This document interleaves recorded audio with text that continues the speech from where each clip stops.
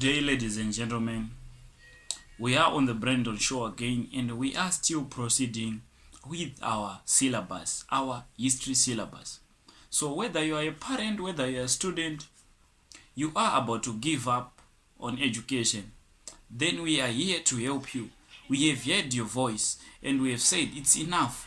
Now we are here to give you the information that you can understand. Because I know there are teachers out there who don't understand quite much, and I am here to give you the information that you need. Without wasting much of your time, I am going to be explaining about the factors which led to the rise of the what? Of the Mutapa state. Or I can say the factors which led to the survival of the Mutapa state.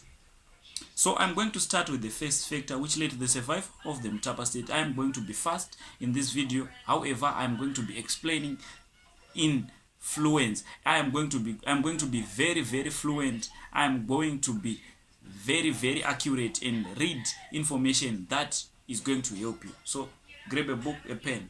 So number one factor which led to the survival of the Mutapa state, or which was possible for the survival of the Mutapa state, was trade. So according to my research here, it is said that trade was important in the survival of the Mutapa state.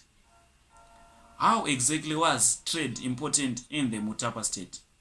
The people of Mutapa state practiced what was known both internal trade and external trade, which strengthened the economy and promoted unity amongst the people in the state. Okay, so internally they traded amongst themselves, and this helped to unify the state. And we also see the people in the Mutapa state trading with other people, or which was known as what? External trade. They could trade with other people like the Arabs, the Swahili, and the Portuguese. From this, they obtained other products like ceramics. They obtained knives, they obtained jewelry, and they used this enabled them to sustain their economy. Thus trade was important in the Mutapa state, or it was a factor which also contributed to the survival of the Mutapa state. Moving on, the people of Mutapa state, they grew crops like finger millet, drought resistant and other drought resistant crops. Okay, so maize was however not popular. It is said that maize was however not popular during this period because it was introduced by the Portuguese. However, they grew other crops like millet, sorghum, and rapoco. This was responsible, or they used these crops which they grew to sustain their diet, which kept the people in the state very healthy. Okay, so in addition to the above mentioned, animal rearing was another activity which people practiced in the Mutapa state. Okay, they reared animals like cattle, goats, and sheep.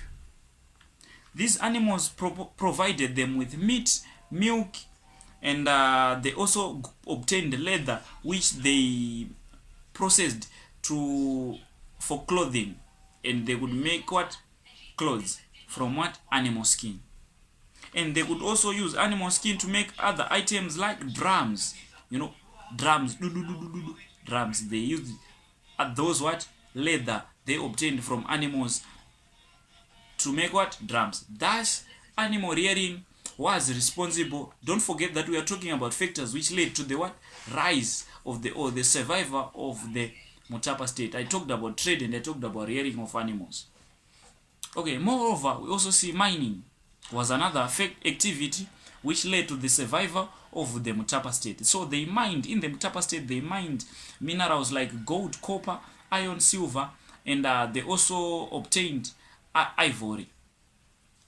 From From animals, like from elephants, sorry. So gold was mainly used for trade with foreigners. Okay, and copper they obtained was used for making jewelry, and they could also make copper bangles. Alright, furthermore, they also practiced what was known as hunting. So they could hunt animals like kudus for meat to supplement their diet. They also hunted rhinoceros and elephants for ivory, which was mainly used for trade with foreigners.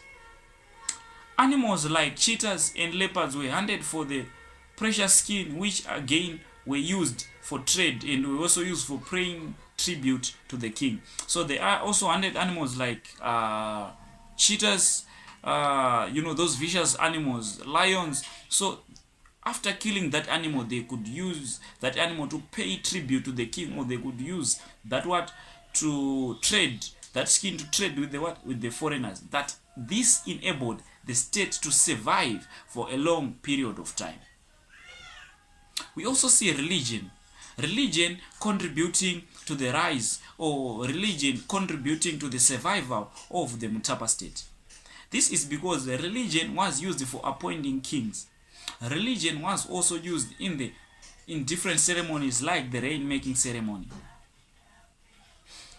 Okay, so moving on, we also see that lastly, the military or the army played a number of roles both in expansion and consolidation of the state. How exactly did the army lead or to the expansion, the survival, or the rise of the Mutapa state? So the army was used for raiding other states. So the army could raid other states for what? For grain, and for women they could raid multiple things, and they could also raid a state and obtain what? Young boys, which they would use in their own army. Most of the army was also used for punishing rebellious chiefs. So those chiefs now who could steal tribute, they were now punished by the army. Now the army was responsible for punishing these rebellious chiefs. And it also maintained law and order in the state, and they also had the king's cattle. So that's all, guys, on the activities which led to the rise of the great Zimbabwe, of the Mutapa state, sorry. And now in the next video, I am going to be explaining on the Prazo system and the Portuguese. So that's all, guys. Thank you for supporting the Brandon Show. I love you. May the Lord bless you. May you understand the information that I have given you. Subscribe, comment, and share. Thank you.